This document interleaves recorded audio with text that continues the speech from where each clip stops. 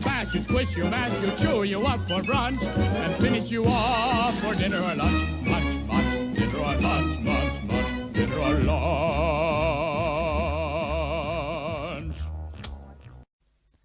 Hola a todos, bienvenidos a Filosofía Clase B, yo soy Oscar. Me preguntan, ¿qué diferencia hay entre civilización y barbarie? Porque yo comenté que un verdadero pensamiento de derecha necesita recuperar los conceptos de civilización y barbarie, entre otros. A ver, son términos que se han usado informalmente, sin una definición precisa, y por eso, para darle una definición precisa, hasta cierto punto hay que inventársela. Yo creo que estos conceptos surgen de la experiencia práctica de muchos pueblos en la antigüedad y en tiempos modernos, que se dan cuenta de que con otras organizaciones políticas, con otros estados, en sentido amplio del término, había dos clases. Había algunos con los que se podían firmar tratados, se podían hacer acuerdos, aunque momentáneamente estuvieras en guerra con ellos. O sea, aunque momentáneamente no tuvieras ningún acuerdo, ningún tratado, hubiera un estado de guerra. Pero con esos tipos se podían hacer tratados, eventualmente. No era el caso, pero eventualmente se podían hacer tratados. Y había pueblos con los que no se podía hacer tratados. Había pueblos con los que nunca podés pactar más que un pacto de no agresión, más que un cese el fuego, una tregua permanente. No podés acordar más que eso. Aunque momentáneamente no estés en guerra. Aunque momentáneamente no estés en guerra, nunca podés pasar de ahí.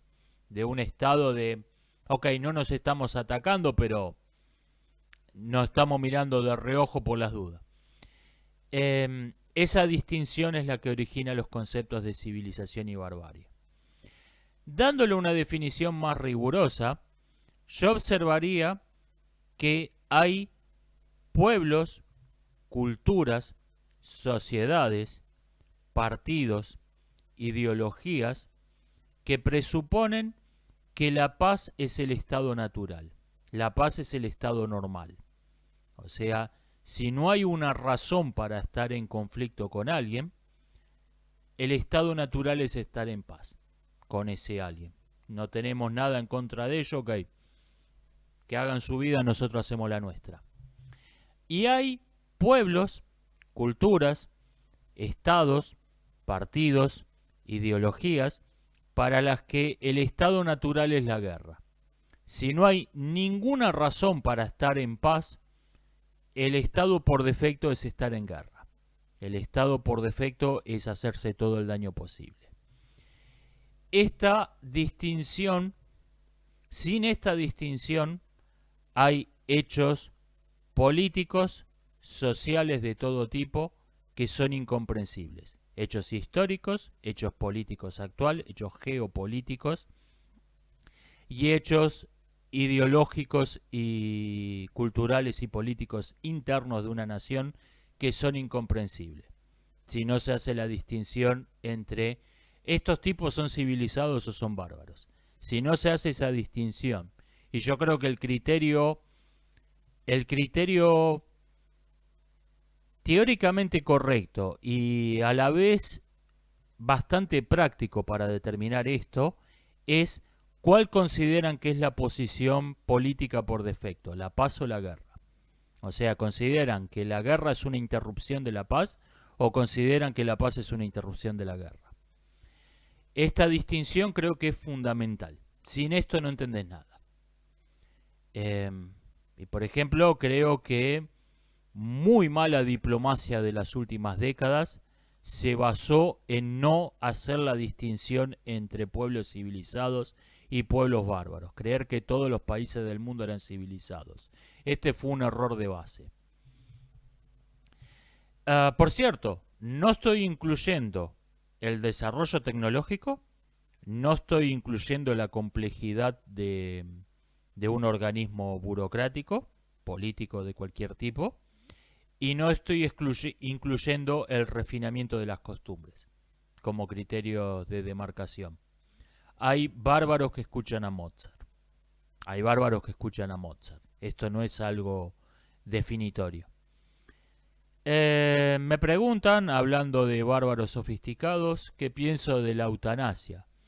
La eutanasia no es una cosa, es un término de propaganda. No designa ninguna cosa que exista realmente, la palabra eutanasia.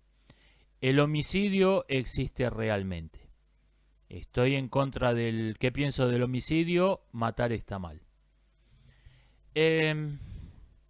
Me preguntan, ¿por qué tanto en la izquierda como en la derecha se elogia el primitivismo en varias formas? No solo el mito del vuelo salvaje, sino tecnologías obsoletas, estilos de vida tribales y pueblerinos. No lo sé. Y es interesante que usted hizo la salvedad tanto en la izquierda como en la derecha, porque existen estos rusonianos de derecha como los Amish, que no, la tecnología es mala, tienen una especie de mito del buen salvaje cristiano. No lo sé, no lo sé, supongo que porque no se lo conoce. Supongo que no se lo conoce ese estilo de vida, entonces se lo idealiza. Es un fenómeno análogo al que lleva al soltero a idealizar la vida de casado y al casado a idealizar la vida de soltero, porque no la conoce. Es, si yo estuviera soltero podría venir borracho a las 12 de la noche y nadie me tiraría la bronca. Sí, ok, eso es un... supongamos que eso es algo bueno, eh, pero no es lo único, no es eso solo, estar casado. Entonces se produce una idealización de lo que no se conoce. Alguien me mostraba, estaba viendo unos videos sobre... Estaba viendo un documental sobre las comunidades menonitas en la Patagonia Argentina y mostraban que alguien compró un carro, un carro, no lo que llaman un carro los españoles, un carro, un armazón de hierro forjado con unas cuantas tablas, 4 ruedas con fuelles, 50.000 pesos argentinos, que en ese momento eran algo más de $1.000. ¿Cuánto? Sí, ok. Bienvenido a la maravillosa economía preindustrial, donde todo era, la vida era más simple y se vivía en armonía con la naturaleza y un carro de porquería valía $1.000. La maravillosa economía preindustrial. Que esto está bien, por una cuestión religiosa ideológica, no usan técnicas, parecen creer, no sé, creerán que Taylor era el diablo, que probablemente, pero yo no soy creyente, pero le concedo el beneficio de la duda, que el taylorismo es el diablo, entonces no usan técnicas industriales para fabricar los carros. Resultado, cuestan lo que costaban las cosas cuestan lo que costaban en el siglo XVIII. Me dicen que en Argentina, en la Constitución del 94, se eliminó el requisito de que el presidente tiene que ser católico. Sí, incluso hay un artículo que tiene la salvedad que se le tomará juramento según respetando sus creencias religiosas, algo así. Sí, pero el artículo 2 de la Constitución argentina dice que el catolicismo es la religión oficial sostenida por el Poder Ejecutivo. O sea, el presidente de la nación es libre de practicar libremente su religión y que se respeten sus creencias religiosas, sean cual seas, siempre y cuando sean el catolicismo. Tiene varias cosas, tiene varias perlas de esta la legislación argentina. Es una cosa muy extraña. Si ustedes buscan en línea y leen la Constitución argentina, por ahí dicen, wow, me quiero ir a vivir a ese país. Sí, yo también. El asunto es que si se hubiera un partido que eliminase todas las leyes inconstitucionales en Argentina, todos los códigos quedarían reducidos a la mitad. La mitad de las leyes son inconstitucionales en Argentina. Por cierto, dicho partido tiene mi voto. Si alguien tiene ganas de fundarlo, tiene mi voto. La mitad de las leyes son inconstitucionales. Hay una constitución que es una pieza de literatura fantástica política. Es una utopía, como el libro de Tomás Moro. No es algo que esté pensado para que sirva de fundamento a las leyes. Las leyes me pintó que vamos a hacer una ley que diga tal cosa. Che, el artículo tanto de la Constitución dice que no podés tener una ley así. Bueno, pero nuestro partido la propuso, la votamos y listo, es ley. Es una cosa rarísima. Yo no conozco otro país que funcione igual. Es algo muy extraño, muy peculiar. No conozco otro país que tenga una constitución que es una obra de literatura a la que nadie le presta la menor atención. Es rarísimo. Es rarísimo. No conozco otro caso. Es una cosa muy extraña. Si ustedes leen la Constitución argentina, wow, me quiero ir a vivir a este país. Yo también. Yo también me quiero ir a vivir al país que describe esa Constitución. Pero es rarísimo. Es rarísimo. En Estados Unidos, para colar leyes inconstitucionales, tuvieron que inventar este juicio fraudulento basado en una falsa denuncia que fue Roe versus Wade, para retorcer una frase que estaba en un artículo de una enmienda de la Constitución. Tuvieron que retorcerla, hacerle decir lo que no decía, para darle a la Corte Suprema de facto el poder de legislar, de facto darle a la Corte Suprema el poder de legislar. Entonces las leyes inconstitucionales no las sancionaba el Congreso, porque cuando alguien te dice este proyecto de ley es inconstitucional, punto, se acaba la discusión en el Congreso. Todas las leyes inconstitucionales las establecían durante casi medio siglo, las establecieron como jurisprudencia, oficiando la Corte Suprema de facto como un parlamento canguro. Porque tuvieron que hacer eso, porque en Estados Unidos y en prácticamente todos los países del mundo, la Constitución es la Constitución, se la toman en serio. Lo de Argentina es una cosa rarísima. En la práctica el presidente no puede ser, en la práctica el presidente tiene que ser católico o tiene que fingir que es católico. Ejemplo Menem, que era musulmán, y Alberto Fernández, que es ateo. En la práctica tienen que mantener las formas en público, tienen que fingir que son católicos. En la práctica, la realidad es esa. Me preguntan, ¿me puedo extender en por qué me pareció flojo la serie de videos de Pero eso es otra historia acerca de la conquista de América? Repito, antes que nada, me pareció flojito para el nivel medio del canal. Sigue pareciéndome que es de lo mejor que hay en YouTube sobre el tema. O sea, aclaro esto, porque es un canal al que tengo muy alta estima, al que soy seguidor, me encanta su canal.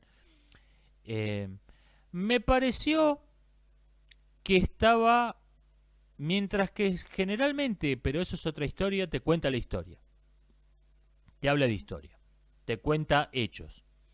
En ese video estaba interesado en desmentir un discurso ideológico pseudohistórico. ¿Está bien? Sí, está bien, eso es parte del trabajo de un historiador, sobre todo de un divulgador de la historia. El desmitificar bulos es parte de su trabajo, parte importante. El problema es que se terminó convirtiendo esa serie prácticamente en una apología del Imperio Español. A ver, estás hablando de un imperio, estás hablando el título te lo dice, la conquista de América, estás hablando de conquistadores, no de gente que bajó con una canasta de flores diciendo amor y paz. En algún momento parece que perdió el foco de contar los hechos históricos. Eh, por una con un objetivo razonable de oponerse a un discurso propagandístico pseudohistórico, lo cual es comprensible. Pero el modo de oponerte, me parece que el modo correcto de oponerte a, el modo correcto de desmentir las falsificaciones históricas es simplemente hacer tu trabajo y contar la verdadera historia. Es simplemente hacer tu trabajo y contar la verdadera historia. Ese es el modo correcto. Y es lo que hace ese canal en todas sus demás series. Es lo que hace en todas las demás series. Por eso ese me pareció me pareció el más flojo. Esa serie me pareció la más floja de todas.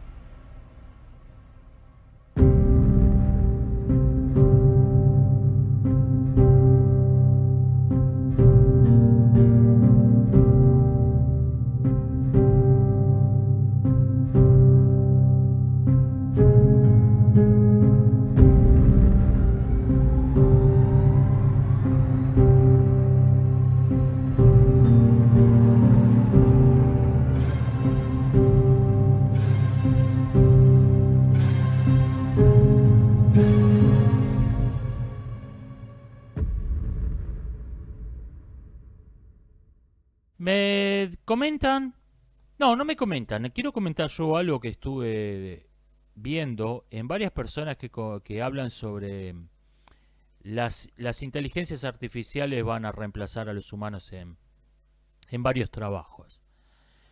Noto un patrón que se repite en esos comentarios, que es un optimismo injustificado basado en precedentes anteriores.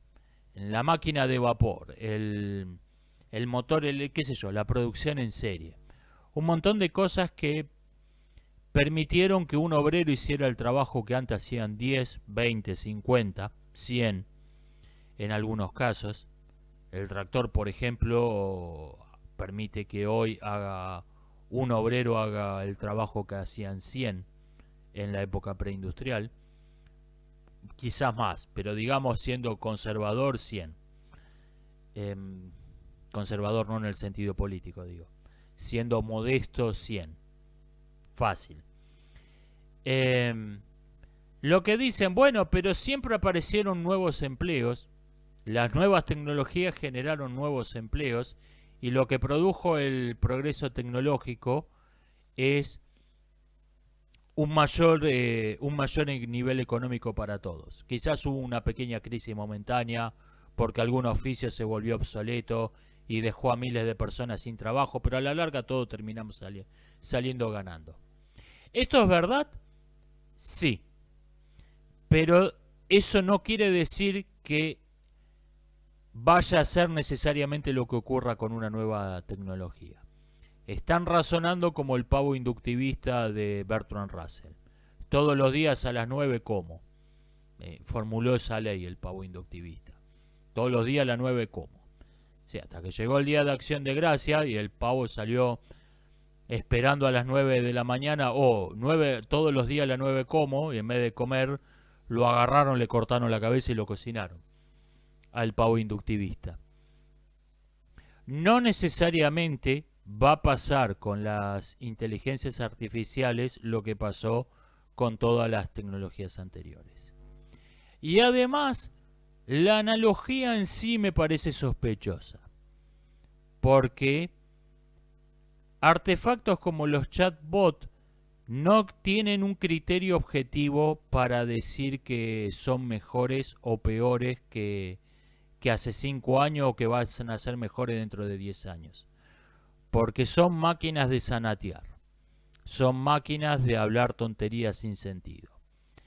Y como no tienen un objetivo medible, hablar de un progreso no tiene mucho sentido. Por ejemplo, porque hablar de un progreso, de un retroceso, de diferencias de nivel, implica aceptar un criterio objetivo medible. Por ejemplo, la eficiencia de un motor se mide en cuántos kilómetros puede hacer un vehículo con 1 litro de combustible. Hay un criterio cuantificable objetivo que permite medir la eficiencia de un motor sobre otro. O la velocidad o el criterio que quieran. Los caballos de fuerza o un balance de varias cosas. Hay criterios objetivos para medirlo. No hay un criterio objetivo para medir qué tan buena, qué tan mala es una máquina de zanatear. Una máquina de escribir zanata como ChatGPT-3 y otras similares. No existe un criterio, no hay La gente está asumiendo que son mejores porque la empresa que lo fabrica dice que es mejor. Pero no hay un criterio objetivo cuantificable que permita establecer que algo es mejor o peor que ninguna otra cosa. Esto me parece una cuestión central. Segundo, las máquinas de zanatear están reemplazando, son más eficientes, están reemplazando a humanos que estaban haciendo trabajos totalmente inútiles que no deberían existir en primer lugar. O sea, la máquina de cavar, el ChatGPT-3 y similares son la máquina de cavar pozos y taparlo con tierra. O sea, una municipalidad tenía un obrero cavando pozos y otra cuadrilla que iba y la cavaba con tierra. Y ahora trajimos de Japón, importada de Corea del Sur, la maravillosa máquina de cavar pozos y taparlos con tierra que cava 1000 pozos y los tapa con tierra en 1 hora, hace el trabajo que hacían 2 cuadrillas en una semana. Sí, hace más eficientemente, hace de modo más eficiente un trabajo estúpido que no debería existir en primer lugar. Bueno, eso es lo que hacen los chatbots.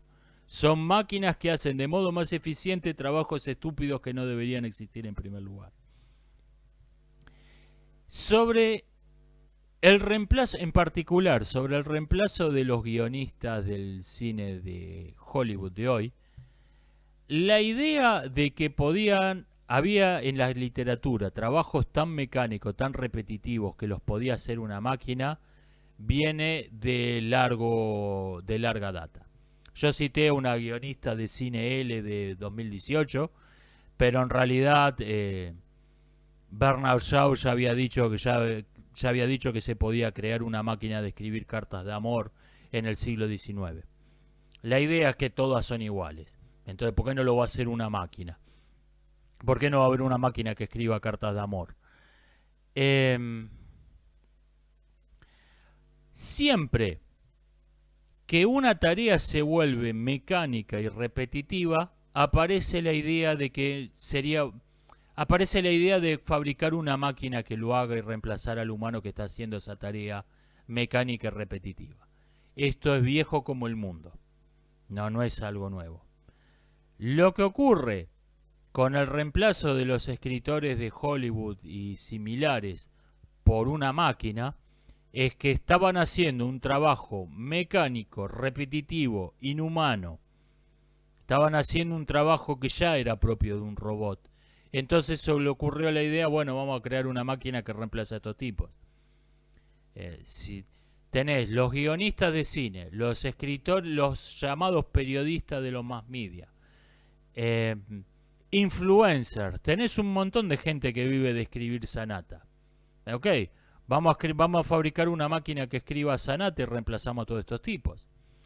Lo que están haciendo con artefactos como ChatGPT-3 es disfrazarte lo que es un síntoma inconfundible de estancamiento cultural, lo que es una demostración indudable del estancamiento cultural. Las películas que se están filmando hoy en día son tan mecánicas, son tan robóticas que las puede escribir un maldito robot. Te están disfrazando el estancamiento cultural como si fuese progreso tecnológico. Y OpenAI es propiedad de Google. No me extraña, ni siquiera esto es nuevo. El progreso, nuevos grandes avances. La diferencia es que en este caso se lo creyó todo el mundo. La gente le compró el discurso del progreso. La gente se lo creyó esta vez. Que, esto es un gran avance, un gran logro. No, es una muestra inconfundible del estancamiento cultural en el que estamos. Estamos tan estancados culturalmente que los productos culturales los puede crear un robot. Porque son mecánicos, robóticos, automáticos. Y nadie está interesado en ver otra cosa que eso. Así que te están disfrazando el estancamiento cultural como si fuese progreso tecnológico. O sea, Google siendo Google. Otra cuestión que noté sobre este tema es que se ve al ser humano como un instrumento al que su trabajo le da su dignidad. Una visión muy bíblica. Ganarás el pan con el sudor de tu frente. Esta idea muy bíblica de la dignidad del trabajo. Como una especie de penitencia divina. Y eso suena bonito dicho así, pero se está viendo al ser humano como un medio. Es una visión que no difiere mucho de la de ideologías como el transhumanismo, donde la diferencia es que esto es totalmente explícito. Te hablan de que el hombre es obsoleto, el ser humano es obsoleto, es una máquina que está caducada. El modo en que te justifican esto es falso, Te dicen que el hombre se tiene que actualizar, se tiene que mejorar para competir con la máquina. Lo cual, si no fuera moralmente despreciable, de todos modos seguiría siendo falso. Cuando aparece el automóvil, el caballo se vuelve obsoleto como medio de transporte. Entonces, el caballo como instrumento es obsoleto desde el momento en que aparece el automóvil, el motor diésel y el automóvil.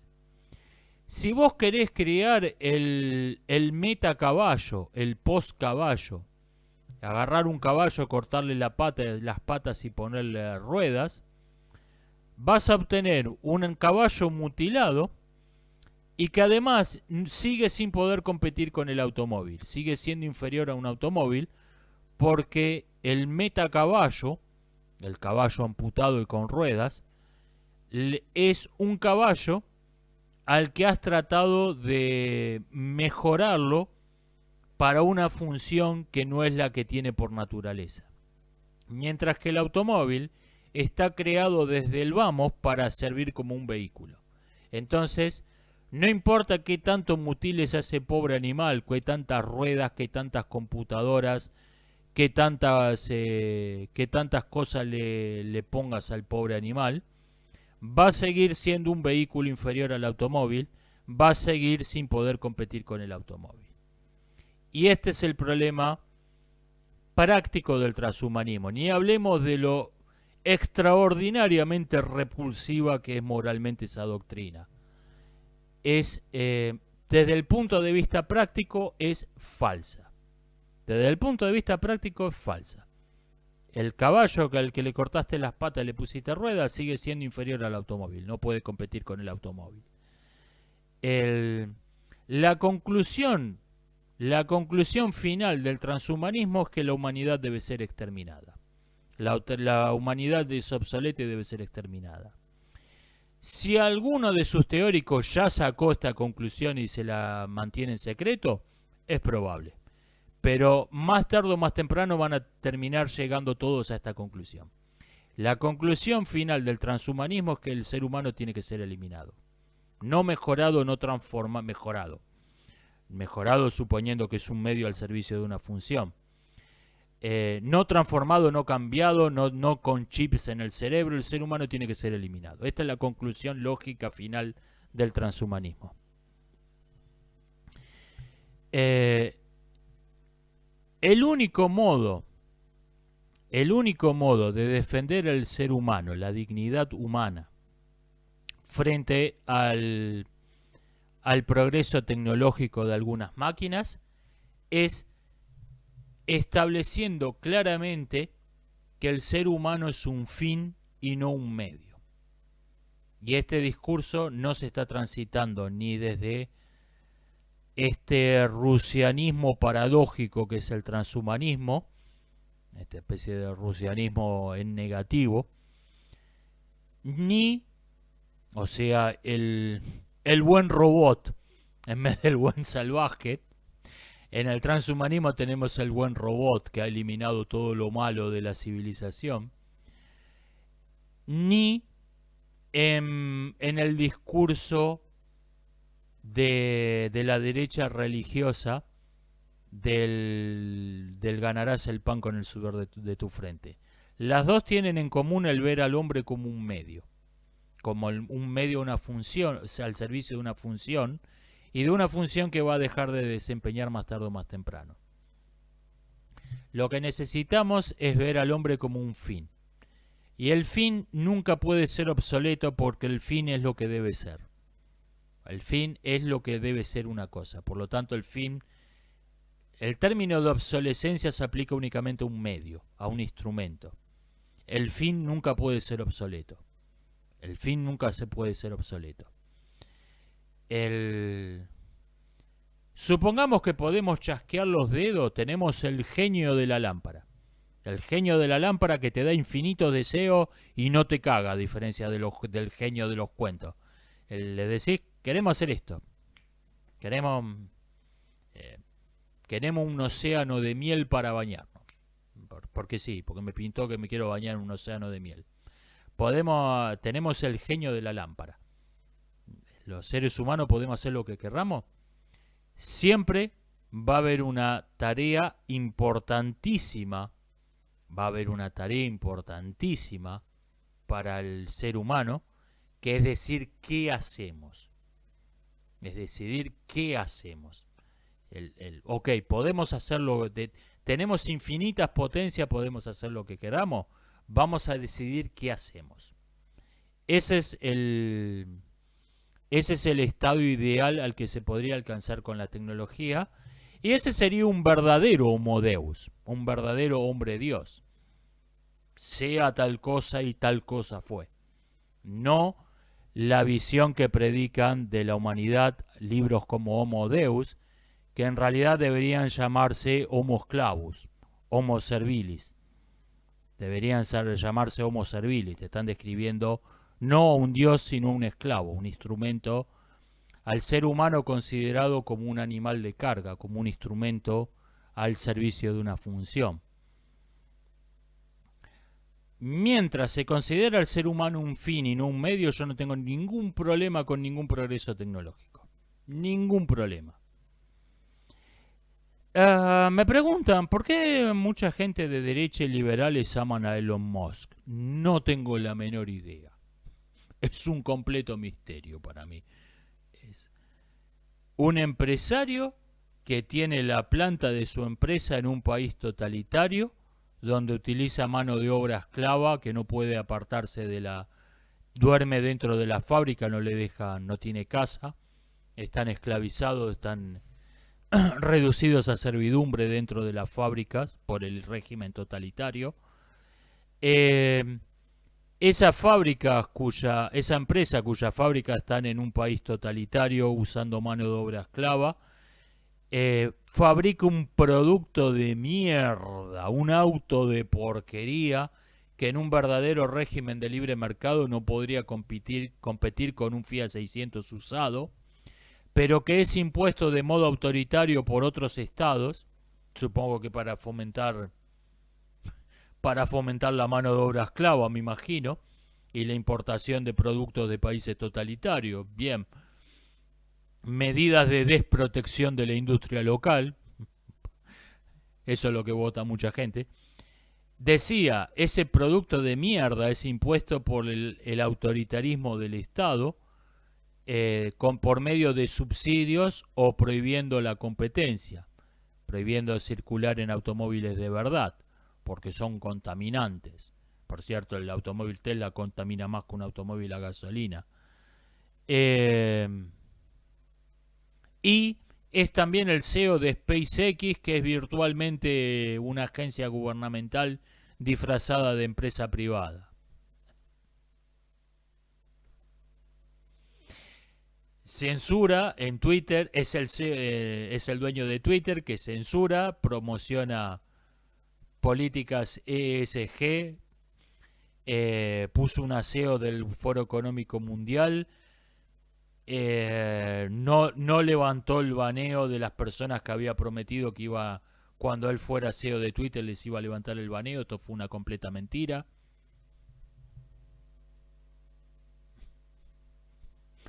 Elon Musk representa todo lo que dicen odiar. Dicen. El hecho de que amen a Elon Musk, me conviene decirlo con prudencia, no lo que odian. Elon Musk representa todo lo que dicen odiar. Elon Musk representa todo lo que dicen odiar. Como aman a Elon Musk, lo tomo con pinzas, que realmente odien la intervención del autoritarismo del Estado, los regímenes comunistas, lo tomo con pinzas, que realmente odien todo eso. Me dicen que en el bingo de La Sirenita me ponen que Ariel va a cantar rap. No, jamás. Esto está en el código de producción secreto. Eso es otra cosa que está. No podés mostrar a una chica negra con algún elemento cultural propio de los negros. Olvídate. No, ni sueñes. El peinado con rastas está dentro de lo aceptable. Pero un rap, olvídate, jamás. Mucha gente no entiende no entienden lo que significa realmente el concepto de inclusión.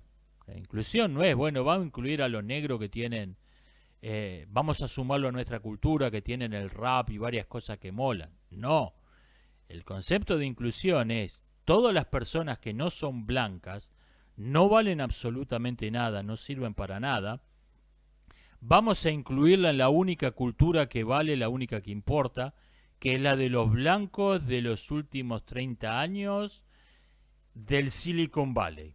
Es la única cultura que importa, todo lo demás no vale nada.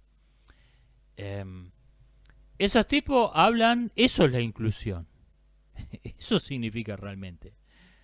Esos tipos hablan en contra de lo que llaman el supremacismo blanco, pero usando las palabras en el sentido convencional, son los supremacistas blancos más radicales que han existido. La ideología de la interseccionalidad, de la teoría racial crítica. La teoría racial crítica es el supremacismo blanco más radical de todos. El más radical de todos. Son todavía más extremistas que el Ku Klux Klan. Lo que pasa que como toda secta usa en público una terminología engañosa que está cuidadosamente diseñada para que si no sabes lo que significa, no captes lo que significa.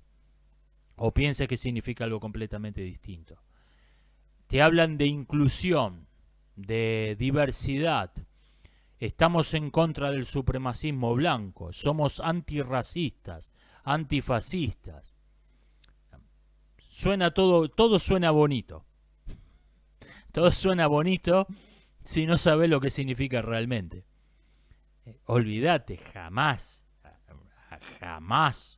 una chica negra cantando rap, jamás, olvídate, never. Me citan un ejemplo de falso producto que alguien vio en persona en una agencia de publicidad, que hicieron una encuesta entre amas de casa, le preguntaron ¿para qué iba a usar una tableta de chocolate? Amas de casa que habían agarrado una tableta de chocolate en un supermercado. ¿Para qué iba a usarla? Para preparar una torta, le decían. Y le preguntaban, eso cuando le decían para qué la iba a usar. Cuando le preguntaban para qué había usado la última que compró, admitieron que la tenían en la cocina y se le iban a comiendo de barritas como una golosina. La tableta de chocolate. Entonces, le pusieron al paquete de la tableta de chocolate, le pusieron una receta de una torta. Que no era para que nadie haga la torta, era para que la gorda compre la tableta de chocolate y se la coma sin culpa. Para eso era la verdad, era realmente la receta de la torta, no era para que nadie haga la torta. Gracias por el dato, está interesante esto. Me preguntan, ¿podría ser que como propaganda negra se cree un movimiento político solo para generar una reacción en su contra? Sí. O sea, el nivel de sofisticación que pueden alcanzar estas cosas es increíble. Hay partidos que, pero no uno o dos, una rareza. La mitad de los partidos políticos no tienen ningún interés en llegar al poder. No es eso para lo que se los creó.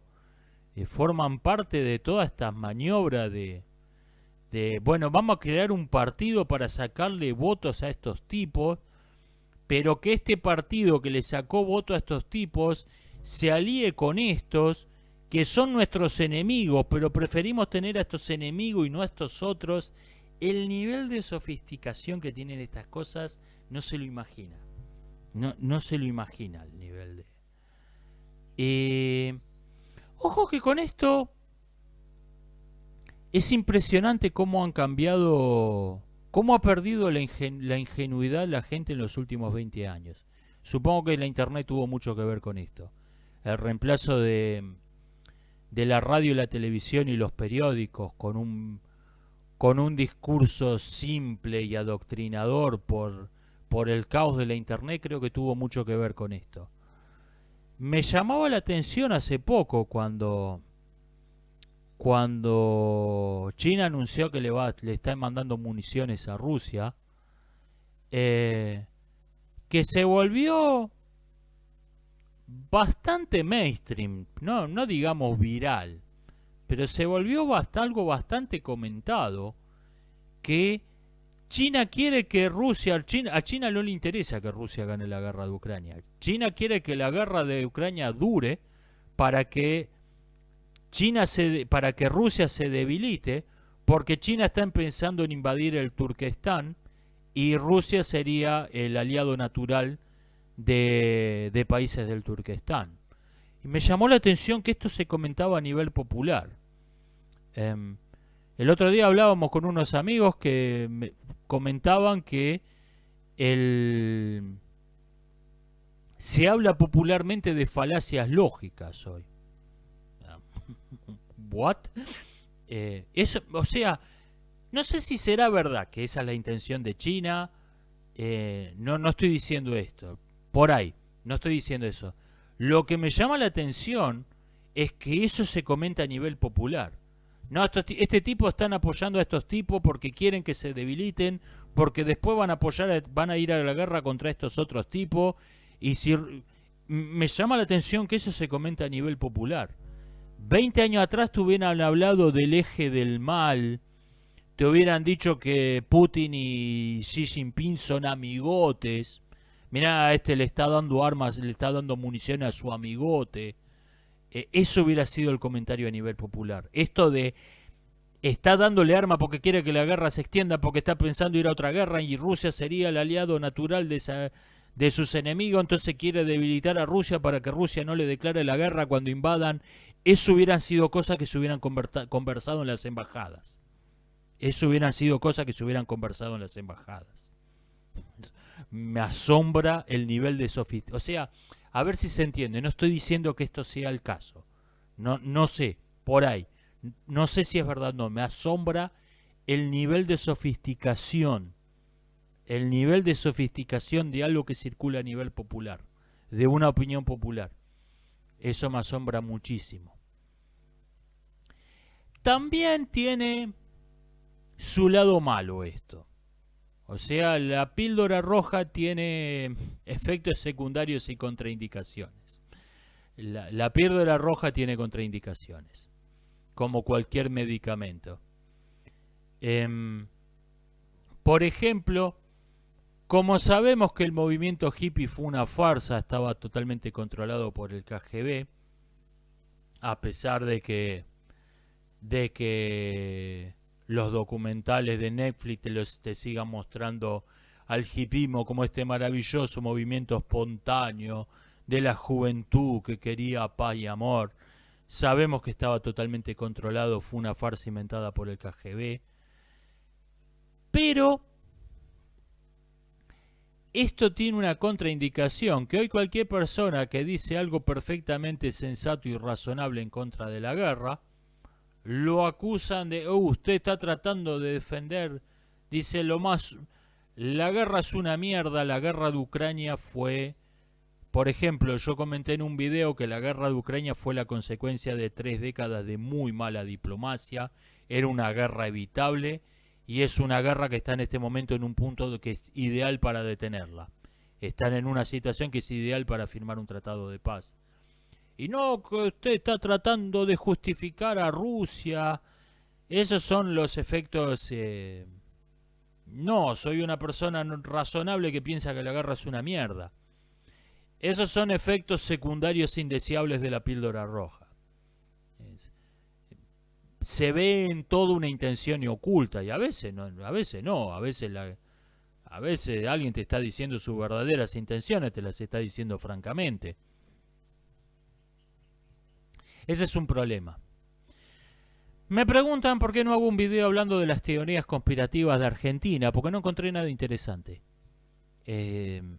Estuve buscando después de que alguien me propuso esto en la caja de comentarios, estuve buscando en Wikipedia, encontré un artículo de 3 páginas donde nos dicen algo muy interesante, lo mal que les cae a Agustín Laje, a Wikipedia. Una lectura fascinante que me ha cambiado la vida. Y después me encontré un iceberg de las teorías conspirativas en Argentina que es malísimo. En algún momento me pregunté seriamente si no sería un troleo. Eso, pero es el más comentado, el que estaba, el que generó más reposteos, no son retweets porque no era Twitter, el que generó más comentarios, más posteos, y no era gran cosa. La mayoría de lo que menciona son hechos históricos. A ver, ¿y la teoría? Algunos son mitología, mayormente mitos del noreste de Argentina, que es donde hay una mitología más rica, porque hay culturas indígenas que no eran, para empezar, existían. El resto del territorio, de lo que hoy es el territorio de Argentina, mayormente estaba desierto. ¿Son mitos? ¿Mitos en el sentido literal? ¿O bien son hechos históricos? O sea, a ver, a Kennedy lo mató la CIA, es una teoría. Es una teoría, porque no es un hecho documentado. No es algo que se sepa. Ahora, Kennedy fue asesinado en 1961. No es una teoría, es un hecho histórico. Nadie lo discute. Eso. Bueno, en el iceberg de las teorías conspirativas de Argentina, la mayoría de lo que mencionaban eran hechos históricos. Ok. Si me decís, Kennedy fue asesinado en Dallas en 1961. La teoría o sea, me estás poniendo en contexto. La teoría dice, ok, pero en el iceberg de las teorías conspirativas argentinas, la mayoría eran, en tal año pasó tal cosa, ok. Y la teoría es,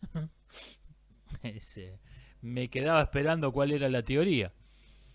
No encontré nada interesante, ni para un video de 5 minutos. No encontré nada interesante. Esto ha sido todo por hoy. Nos estamos viendo. Hasta la próxima.